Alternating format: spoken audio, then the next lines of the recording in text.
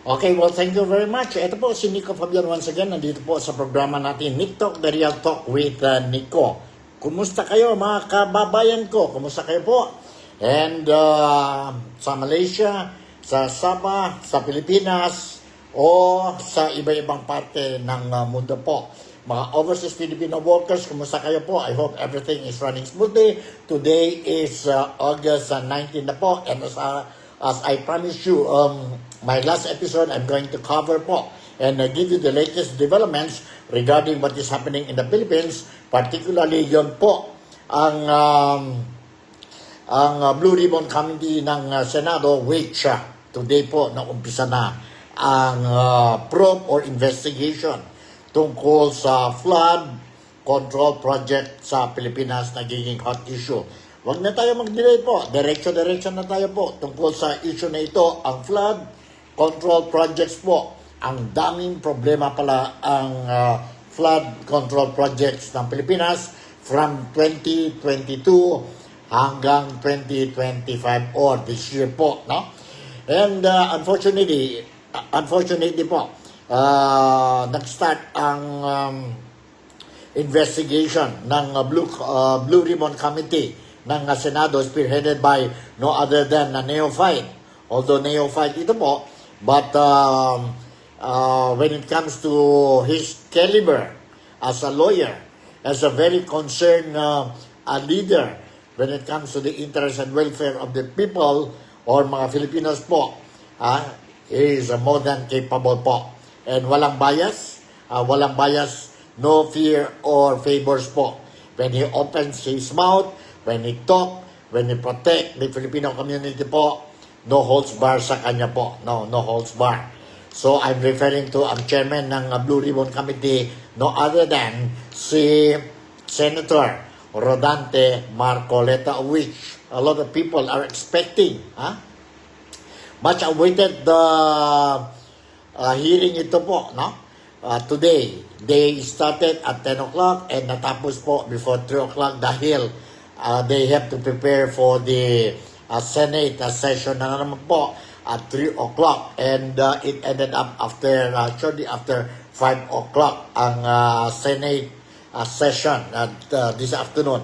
So nandito na tayo po. Let's start with our news regarding sa, sabihin natin, ang investigation. Unfortunately, before I will forget, unfortunately, out of the 15 contractors which was named by President Ferdinand Bongbong Marcos po na nagbigay ng kontrata po nationwide, I think only half, 7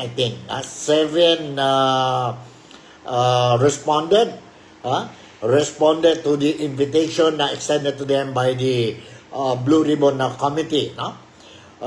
But some did not come and gave their individual or respective reasons po why they cannot show physically sa first session ng Blue Ribbon Committee hearing today. Anyway, sige lang po. Later on, I'll give you the names of those who attended and who did not attend the first hearing of probe ng flash control projects dyan po sa Pilipinas. Anyway, okay, let's start with the news. I would like to share with you itong news sa mainstream media sa Pilipinas po. Lumabas na po, no? Mainstream media. And the news, I'm getting it from Philstar. Ang heading ng news nito po is ganito. Are there ghost projects? DPWH comes clean on flood control. And ngayon po, nandito ang detalles. The Department of Public Works and Highways or DPWH admitted the likely presence of ghost projects, particularly in the province of Bulacan. Hindi nag-admit ang Department of Public Works and Highways na there is likely ghost projects po. What kind of ghost projects? These are projects involving huge sum of money po, no? Huge sum of money sa intended itong mga project for the flush control projects dyan po sa Pilipinas, all over the Philippines po, no? And according to the news, on the Senate's opening day of approving the country's flood management system, Senate President pro tempore Jinggoy or Senator Jinggoy Estrada questioned DPWH Secretary Manuel Bonoan. Estrada asked Bonoan directly, are there ghost flood projects? And ito po ang reply ni Secretary Bonoan, to which Bonoan replied, in all honesty, Your Honor, I think so. In all honesty, Your Honor, I think so. Bonoan said that he has also received more information from within his agency that there are ghost projects. Estrada then asked about the alleged ghost projects in Kalumpit, Malolos, and Hagonoy in Bulacan, which Bonoan also confirmed. So, na-confirm po si Bonoan, Secretary Bonoan, na mayroon ghost project dyan po sa Kalumpit, Malolos, and Hagonoy sa Bulacan. Yan po, he told Estrada ang reply niya. One of the contractors of these projects was Wawo Builders, one of the 15 contractors who cornered a huge chunk of the country's flood management projects. The manager of Wawo Builders failed to attend the Senate briefing and has been subpoenaed alongside other no-show contractors. Out of the 15 po, kunti lang dumating. As for the worth of the flood control projects awarded to Wawo, Bonoan said that they have 5.961 billion in Bulacan alone. You just imagine po, ang Wawo Builders po was awarded a worth of 5.971 billion pesos of projects po dyan sa Bulacan.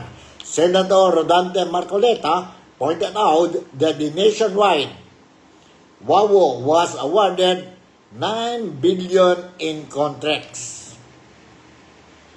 Bonoan said he has relieved the entire regional district office in Bulacan. The DPWH is currently in the process of validating the projects under several district officers or offices. The DPWH chief said a probe is ongoing and the result should come out in a few weeks. Dami po mga questions raised by the senators during the investigation this morning. We started at 10 o'clock. But according to Secretary Bonoan, he could not give a direct answer dahil po investigation is still ongoing. They will be coming up with the financial and physical report in 1 week time. Your Honor, si Bonoan said when asked about some details regarding this project awarded to Wawo dyan po sa Bulacan. Sabi niya po, they will be coming up with their financial and physical report in 1 week's time because ang Department of Public Works and Highway is conducting their own investigation. Charges will be filed when necessary, sabi ni Bonoan. However, Estrada pointed out that the charges have arrived late. These contractors were already paid. Tapos na po, bayad na lahat ang project po awarded to Wawo Builders. And ngayon lang po ang investigation. Later on, I'll be touched a little bit on this thing.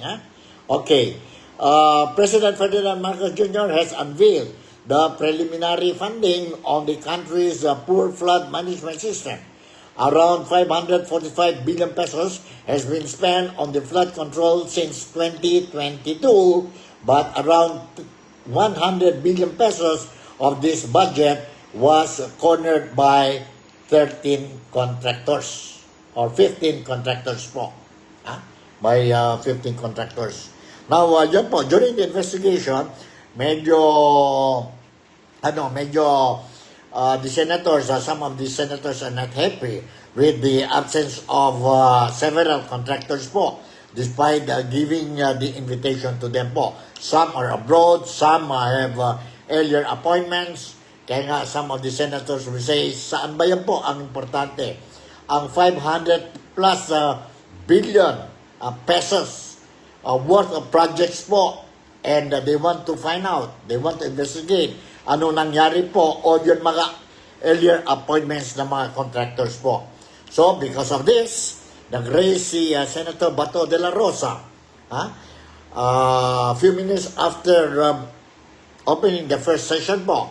He passed a motion asking to subpoena lahat itong who did not appear in today's session po, to be present during the next hearing, which the date will be announced very soon po, very soon, by no other than the chairman of the Blue Ribbon Committee, si Dante or Senator Dante Marcoleta po. So, present during the hearing, ang dami po. Nandiyan si minority leader, si Senator Tito Soto.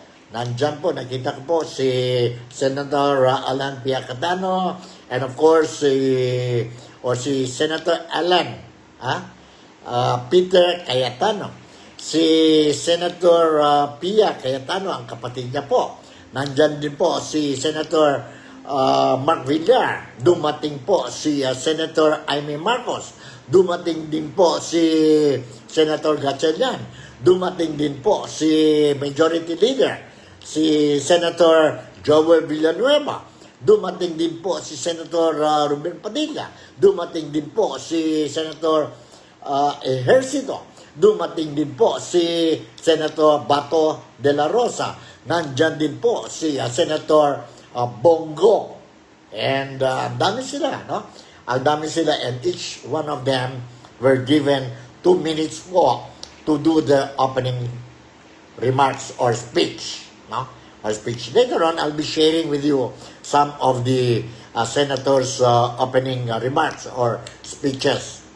But in totality po, ganito nangyari po, Unfortunately, ang DPWH Secretary could not give a very specific hearing dahil po they are still ang investigation ng DPWH is still ongoing. At the same time po, remember, mayroon tayong investigation being carried out by COA, Commission on Audit. I think ang House of Representatives will also be conducting their own investigation on these flood control projects. Ang Senado, Blue Ribbon, already started today.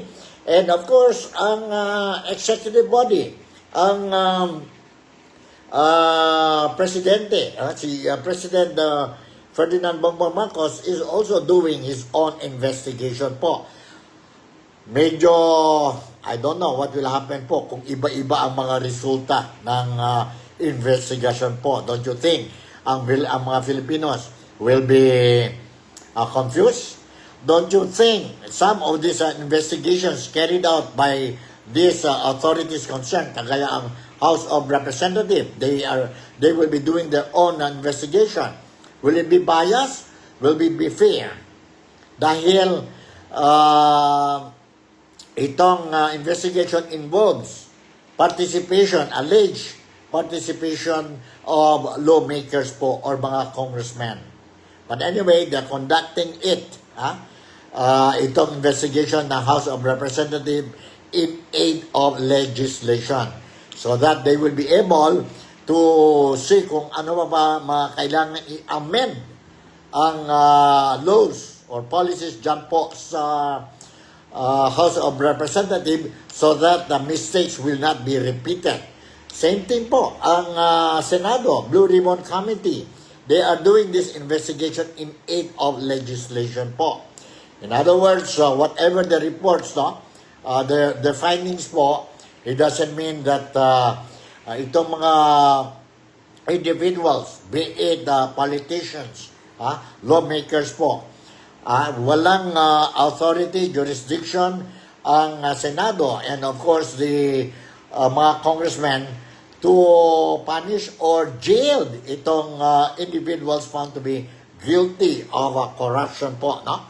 They will submit the report and this report can be useful in the event ang ombudsman natin o ng korte sa Pilipinas, anybody will file a case against these individuals. So, may evidence po, no? They will get it from this investigation. So, ano lang ito po? Ano lang ito? Investigation in aid of legislation. And sana lang po, as what other congressmen, as well as senators, as well as the general public would like to see, kung pwede lang po, independent party po to conduct this investigation. Para it will be just, hindi bias po. It should be independent body to conduct this investigation. But let's see po in the days to come kung mayroon ba po, no? Mayroon ba a certain body who will be conducting this investigation. Alright, tuloy natin po ang ano natin. Before giving you some footages po, let me read you another sabihin natin news article coming from the same source natin po, no? From the same source, and I'm referring to yun na po, yun Field Star. Hold on. Saan na yun? Let's, okay. Tingnan natin po. Okay, give me a minute.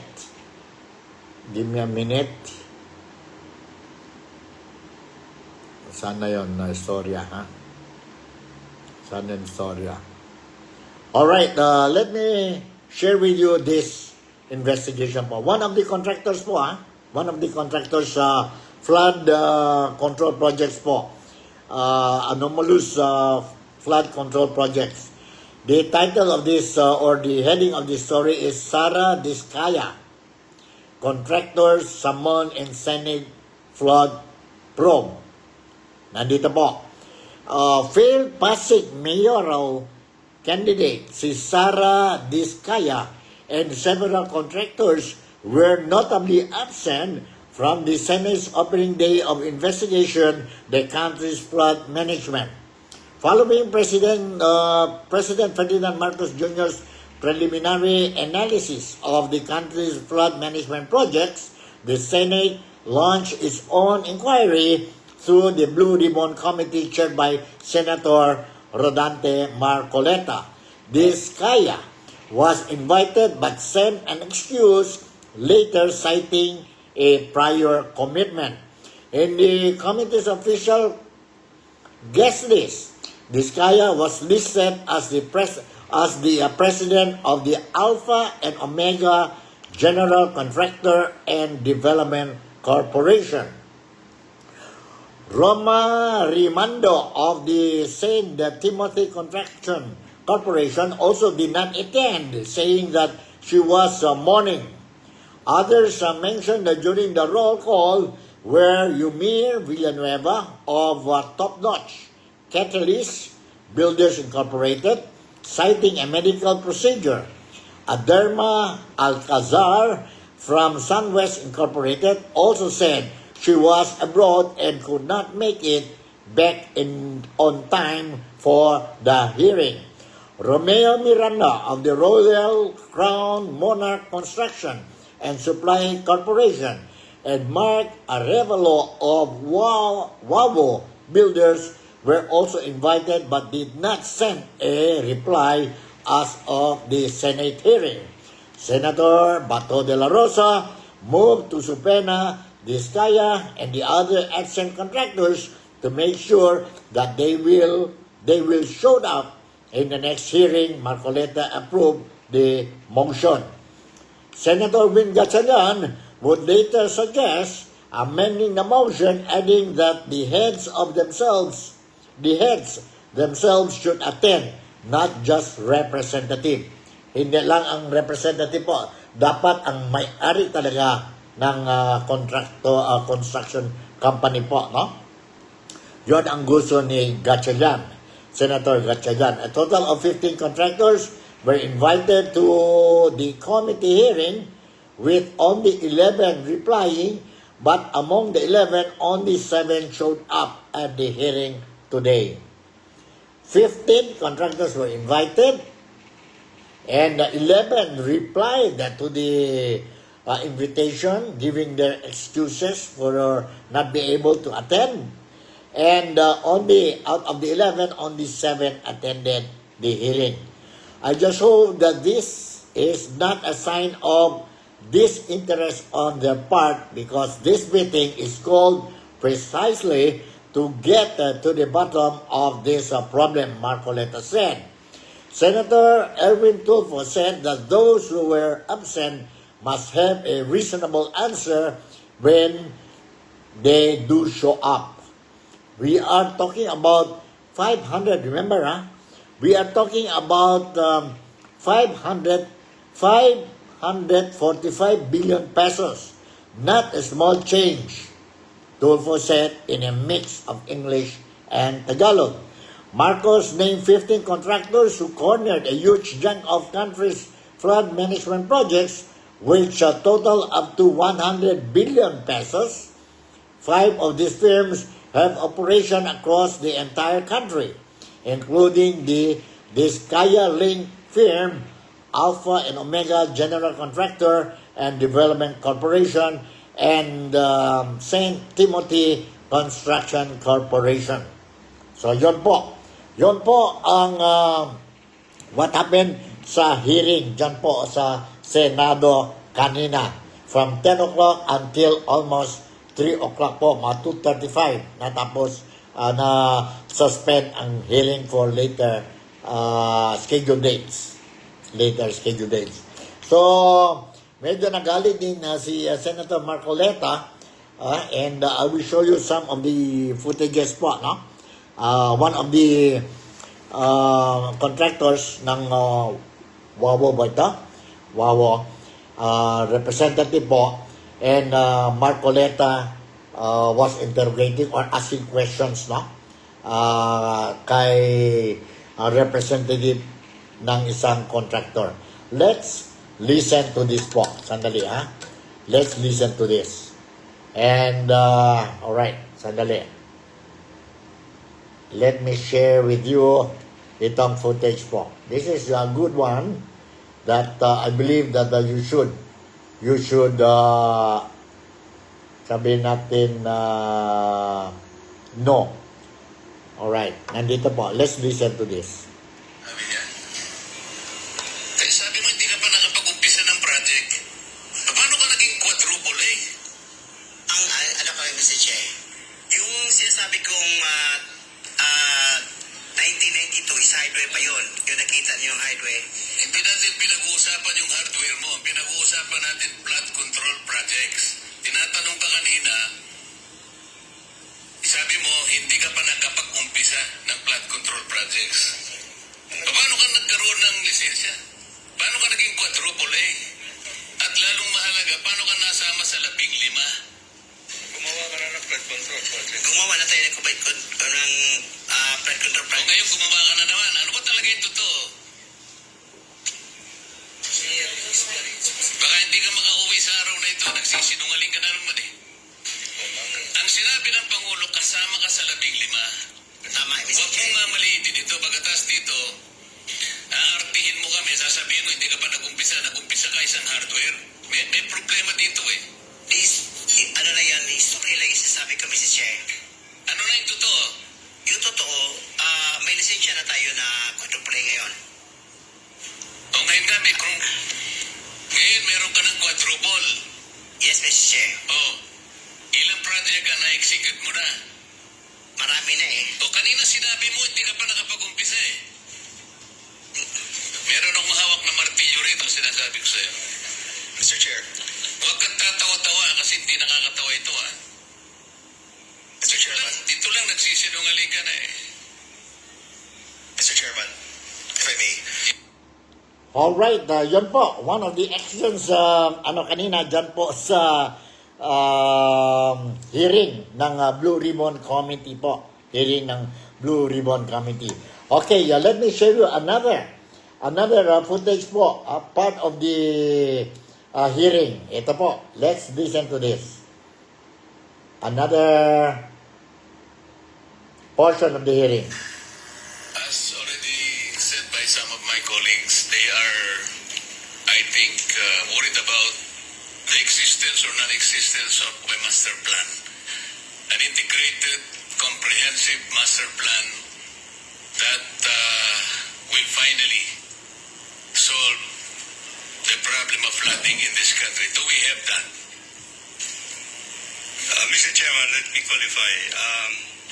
In the Philippines, we have recorded 18 major river basins. 18 major river basins. These are the rivers that would transcend not only the locality but transcends provinces and regions for that matter. We understand that, Mr. Secretary.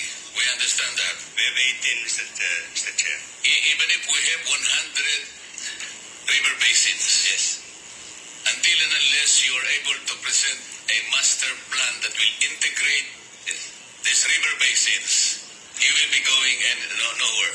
That's You will correct. accept that. I accept, Mr. Chairman. Let me begin by asking you, in executing all these flood control projects, did you ever, either your district engineers or regional district offices ever coordinated with the River Basin Control Office? Yes, Mr. Chairman. Let me explain a little bit. The answer is, the question is answerable by yes or no. There is a different... Have you ever coordinated with this obscure office called River Basin Control Office?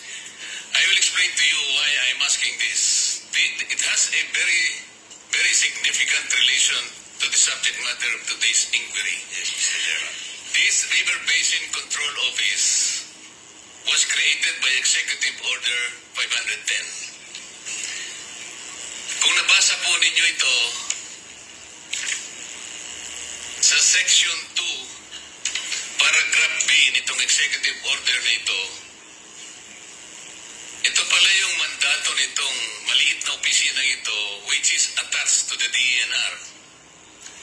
Together with the Department of Public Works and Highways and the National Disaster Coordinating Council, develop a national master plan for flood control by integrating the various existing river basins and developing additional plan for components as needed. Isipin po natin, kaya sabi ko po sa inyo kanina, kahit 100 river basin ang babanggitin nyo sa amin, until and unless they are integrated with one another, which is the mandate of this office, walang mangyayari.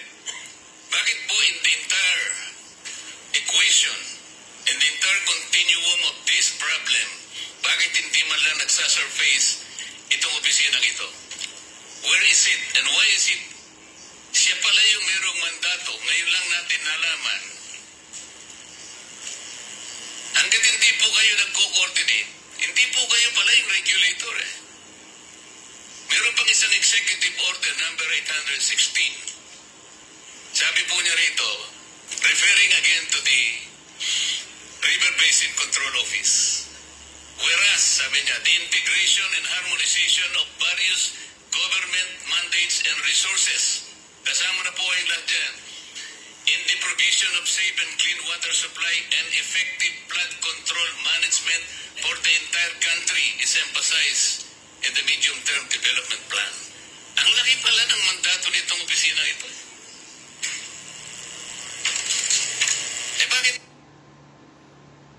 That's it. You heard po. You heard from Senator, or the chairman of the Blue Ribbon Committee, Senator Rodante Marcoleta, asking questions to the Secretary of the Department of Public Works and Highways, si Secretary Manuel Bonoan, Secretary Manuel, only to find out that the Department of Public Works and Highway, when awarding these projects or implementing these projects, there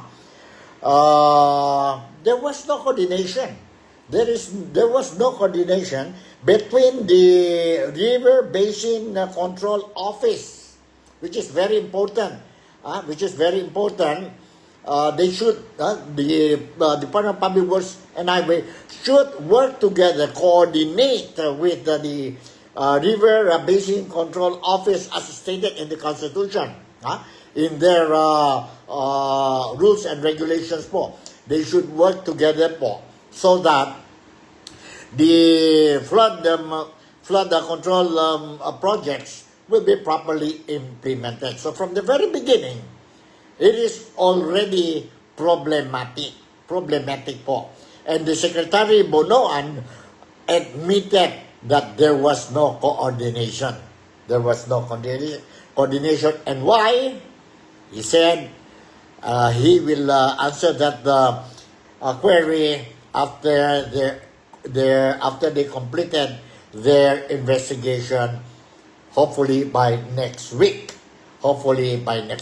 Yun po ang problema. And he also mentioned during the hearing that the master plans are only required, obliged. The contractors will be signing the master plan together with the authorities concerned. The requirement on the master plan only for big projects. For small projects, 50 million po, no need. So these are the big questions that the Blue Ribbon Committee wants to know po. So medyo is not check the very clear po, very clear, a little bit blurred on what happened during this awarding of projects po, and it involves more than 500 billion pesos po, sa Bulacan alone po. Bulacan alone, ang dami na po. And until now, Bulacan, for the past several years, let's say, let's put it 2022 until now, very huge amount of budget, financial budget allocated in Bulacan alone, po, to address the flash flood problem in that particular area. But unfortunately, still the same po, not resolved. And only now, things are coming out. There are ghost projects. There are, some lawmakers on this lawmakers or congressmen are contractors by themselves.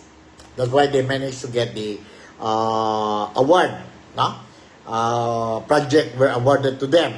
If they are not directly involved, it is their immediate families po involved in these projects po. So, ano ba? What is happening? My favoritism ba in awarding of projects by the government? Identified no less than the president, as the President Ferdinand Marcos already confirmed, nationwide out of the 2,000 plus or 200 plus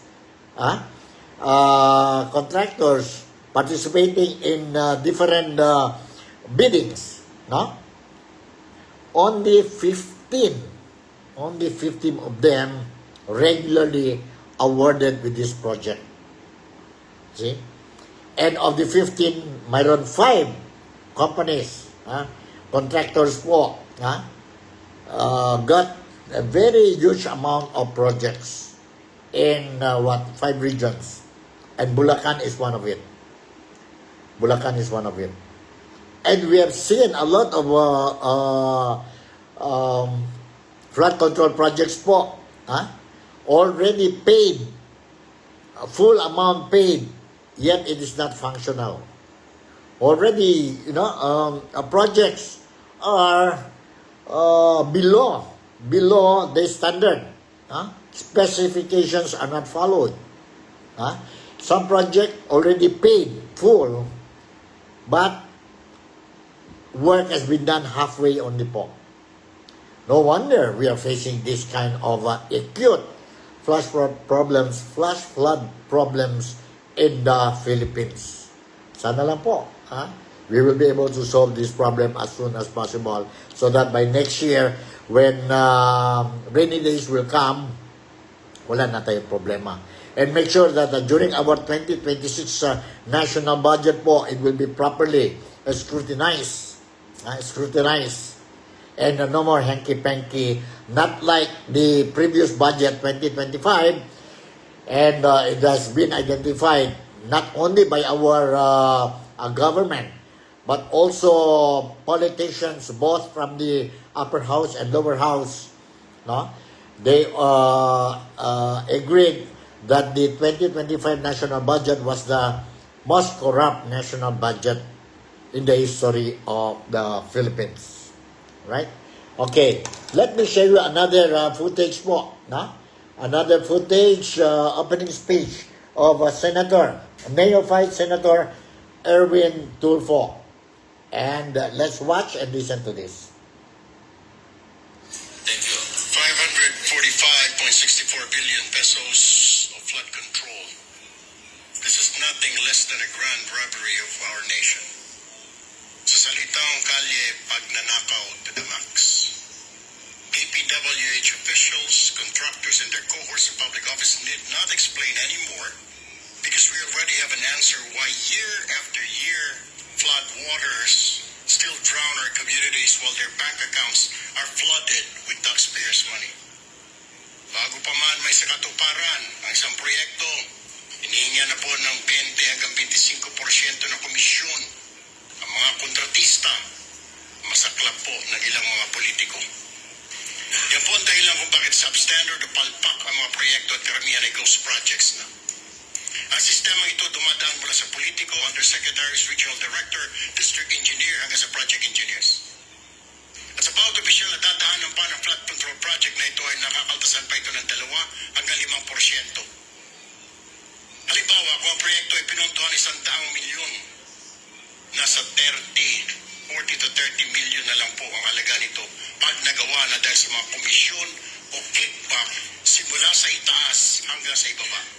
At kadalasan ay ghost project na lang ang flood control. Let me ask, sino-sino ang kumita habang libu-libong Pilipino ang nalulunod sa baha? Mr. Chair, we cannot hide behind technicalities anymore. Names must be named, heads must roll. The Filipino people are tired of endless excuses and lies while corruption continues to thrive. Ilan sa mga government projects ng DPWH ay sila mismo ang gumagawa o tumitira nito na kung tawagin nila ay in-house construction. At ang resulta ng in-house construction na ito ay ghost projects nga. Ilan kasi sa mga opisyal dyan ay mga kontratista o di kaya mga construction company. Ito ang dahilan kung bakit napakaraming mga bilyonaryo at bilyonarya sa DPWH na nagmamayari ng eroplano, daan-daang milyong halaga ng mansyon sa mamahaling subdivision sa Metro Manila. May kasama pa pong kasino at kapag natalo sa kasino o sa sabong, hindi niya nararamdaman kahit milyon ang talo. This committee, Mr. Chair, must not only expose the truth but also ensure that those guilty are punished, whether they are past or present officials, contractors or protectors in high office. Kung may nakinabang dito, hindi po ang bayan, kundi ang mga magnanakaw sa pamahalaan. And today, this Blue Ribbon Committee, Mr. Chair, shall make sure that this is the day of reckoning. Tamaan na po ang tamaan, kaibigan, kasamahan, kamag-anak o matataas na opisyal. Justice must be served. Maraming salamat, Mr. Chair. All right, that's it. The audio of Senator Erwin Tulfo. And of course, we also have his older brother, Senator Rafi Tulfo, also spoke. And the way how I look at it po, no? My own observation. All those who attended the senators who attended the first day of the hearing on Blue Ribbon Committee po, no? Obviously, we can see them. Nandiyan pala si Senator Zubiri also attended the hearing. We can see them that they are very concerned on what happened. Itong flood control projects, awarding of flood control projects, and what happened to the projects po. Some bridges collapsed, ghost projects, uncompleted, although already fully paid, and some projects wala sa specification, they did not follow the specification, and some contractors, they were saying they have to pay a huge amount to the sponsors of those who helped them be awarded of the project. So some are asking 20, 30, 40%, as high as 40%. So plus other so-called payments to be paid from officials, allegedly officials of the Department of Public Works and Highways, down to the barangay level, no? So roughly, if you have a 1 million project worth of 1 million worth of project po in a specific area po, then you have to give 40% SOP, no? And then you have to pay other things, including 7% tax to the government. So roughly, the project, the amount that you will be having, remember the contractor must also profit. And these projects are being, from the main contractor, it will be sub to the subcontractors and subcontractors. See? So your 1 million worth of projects, after paying all these things, then the actual financial amount for the budget of that particular project, maybe it will only be 20%. So what can you do with that 20 million? If the worth of project is 100 million, minus everything, you are left now with 20 million. So, can you expect quality project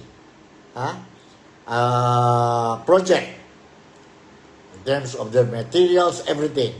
I don't think so po. Shoutout muna tayo kay Antonio Alvarez, who is watching my program po. Good afternoon, good evening, wherever you are. God bless you. God bless your family and everybody. If I'm not mistaken, this Antonio Alvarez is watching from Zamboanga City.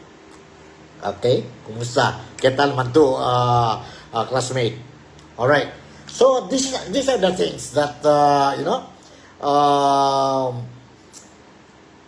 is coming out now. And I hope our president, he meant every word he mentioned during the State of the Nation address last month. A lot of senators, lawmakers are saying, name the culprits, and heads must roll. Tingnan natin po kung totoo this will happen po. For as long as this will not happen, I don't think so po ang problema natin ng flash flood will be addressed or will be a thing of the past. Wala na yun po. Hindi lang flash flood projects, but other development projects po. We are facing the same predicament. So let's listen to the statement of Senator Alan Peter Cayetano po. Tulay na bumagsak. Wala masyadong nag-pick up siguro dahil kasagsagan ng eleksyon, maraming issues, but the Blue Ribbon Committee did have several hearings. I ask you two things, no? Bakit mukhang exempted ang DPWH Senator Miriam Defensor. Nilabanan niya yun dito because she was preventively suspended. Then she became senator. But ang argument niya is that I cannot cover kasi wala na ako dun sa opisina na yon. But I heard kanina na walang na-preventive suspension. So in connection sa tanong ni Senator Pam, kung meron nagtatakip sa ghost, wala pa tayo dun sa iba sa ghost, pero hindi siya preventively suspended, then he or she will have time. Second point lang, and I'll stop there because nakapila naman yung iba. Ito, sinubmit nyo sa amin DPWH protocols for ensuring the quality of safety infrastructure projects. According sa makapal na memo na to, from the central office all the way down to the DE, meron na silang quality control. So, my point, Sec, no, I don't know kung mahaba o maikli yung answer dito. Pero if you find the ghost, yung point ka ni Senator Bram, grabe yung dami ng taong nakisama doon. But having said that, Sec, nakalagay dito sa memo nyo that the quality control should be submitted all the way up to the USEX. So lahat ng completed, meron ng report ang USEC. So maybe you should submit yung report ng USEC galing sa quality control. Kasi kung nakalagay doon completed tapos ghost, edi lahat nung nag-report hanggang doon sa USEC. I'm not saying involved yung USEC kasi nire-report lang sa kanila. Pero lahat ng bumaba, involved sila kasi bakit sila magre-report na completed kung wala. So I just submit that point, Mr. Chair, no? And maybe the Secretary can give us an insight. Paano ba nag-work to? All right, that's it po. That's our senator, si Peter Ilan Cayetano. Ilan Cayetano. And yes, I will share you another footage po. And this time around, coming from the elder sister of the president. And I'm referring to Senator Amy Marcos. Nandito po. Let's listen to Senator Amy Marcos. Inasikaso ko muna yung mga barangay at mukhang ihahabla na naman sa Korte Suprema ang kanilang eleksyon. Ganun pa man, andito ako, pinagpilitan na makahabol. Unang-una, tulad ni ex-secretary Mark Villar, pinagpipilitan ko, alam na ni Secretary Bunuan ito, itong master plan, hindi naman tayo nag-uumpisa sa wala. Kasama po kayo noong 1978 dun sa Metro Manila flood control.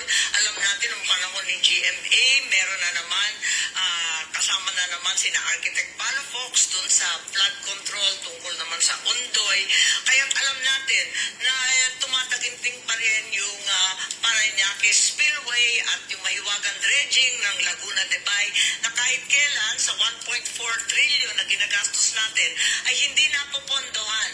Ang laki ng aking inggit sa iba't ibang bansa na kalapit natin sa climate change efforts nila na pangkalahatan ang Singapore na meron ng barrage, meron pa silang Long Island Plan at meron naman ang Malaysia, ililipat ng buo ang kanilang capital na forever flooding sa Putrajaya, bagong lungsod.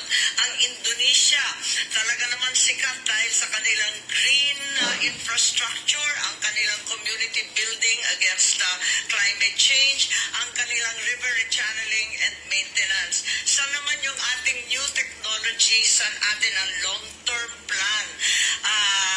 Kung sasabihin may National Flood Control Plan, parati naman na uuwi sa unprogrammed. Huwag naman tuloy ang gawin yan.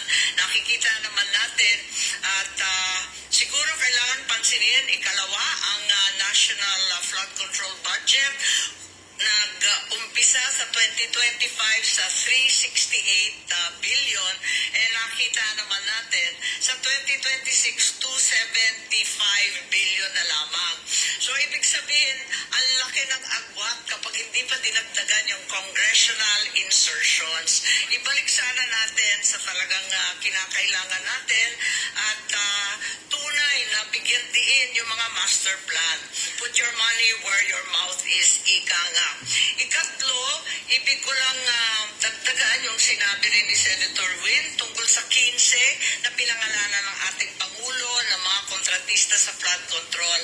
Alam naman natin, dun sa 15 yun, siyam pangalan lamang. Iba ang business plan po nila, hindi naman sila nagpapatayo ng anuman, hindi sila nagpa-flood control. Ang tunay, siguro ang karamihan doon sa 15, nagpapaupa lamang ng lisensya. Alam naman natin yan. Hindi naman sila totoo o tapat na contractor, kundi talagang merong mga AAA, quadruple A na mga lisensya. Tapos, for a fee, pwede mong hiramin. Ika nga. Siguro, panahon na sabi nga namin ni Chairman to pierce the corporate veil of such corporations as Legacy, the various saints that are included who are hardly saintly in their behavior, and finally come to the reality that these contractors are not building anything, least of all flood control. Maraming salamat po. Alright, that's it. Si Senator Amy Marcos po, during her, she attended the first hearing of this Blue Ribbon Committee on the flood control projects po. Very problematic. And of course, the bottom line din po for today's hearing, what we learned is that walang master plan sila. Ang Department of Public Works and Highway. Wala daw master plan sa mga projects.